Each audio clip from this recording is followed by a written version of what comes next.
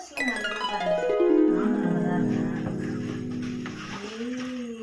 என்ன நேற்று birthday function போன ஃபோட்டோஸா? ஆமா ஆமா. நான் நல்லபடியாக நடந்ததா எல்லாம்? எல்லா ஃபங்க்ஷனும் நல்லபடியாக தான் முடிஞ்சுது. எல்லாரும் வந்திருந்தாங்க. நீ தான் வரல. எங்க அத்தை பையன் அதனால தான் கேட்டான் ஏன் வரலன்னு. சரி விடு, நான் ஃபோன் பண்ணி பேசிக்கிறேன். எங்க லீவே இல்லை, அதனால தான் வர முடியல. ஆமா, சும்மா சும்மா இது ஒன்று சொல்லிட்டு எப்போ பார்த்தாலும். சரி நானும் ஊருக்கு போயிட்டு வரலாம்னு நினைக்கிறேன். ஊருக்கா? ஆமா. ஏன்? நானும் போயிட்டு என் சொந்த பந்தங்களை போய் பார்த்துட்டு வரலாம். போயிட்டு அப்பா அம்மா எல்லாரையும். சரி சரி போயிட்டு வா. உண்மையாவே வா. கிளம்பு கிளம்பு. அப்ப இன்னைக்கே கிளம்பட்டுமா ஊருக்கு? இப்பவே கிளம்புன்றேன். அதிசயமா இருக்குது.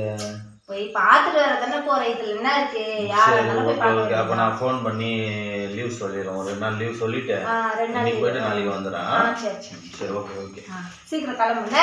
1 hour later. சுருதி சரி கிளம்புறேன், போயிட்டு வரேன். ஊருக்கு கிளம்பிட்டியா? சரி சரி பார்த்து போயிட்டு வாண்ணா. எல்லாரையும் கேட்டதா சொல்லு.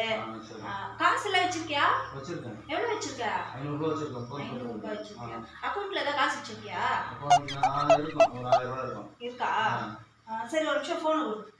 போதும் அந்த செலவுக்கு, நீ எதுவும் அனுப்பிவிடாத. போதும் நீ கொடு.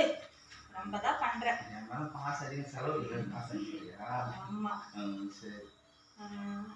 இந்தா. என்ன பண்ற? பார்த்து போயிட்டு வாண்ணா. சரி, என் அக்கௌண்ட் இருக்கு, நீ ட்ரான்ஸ்ஃபர் பண்ணிக்கினா. உங்க அம்மா அப்பாவை பார்க்கறதுக்கு மட்டும் தானே போற.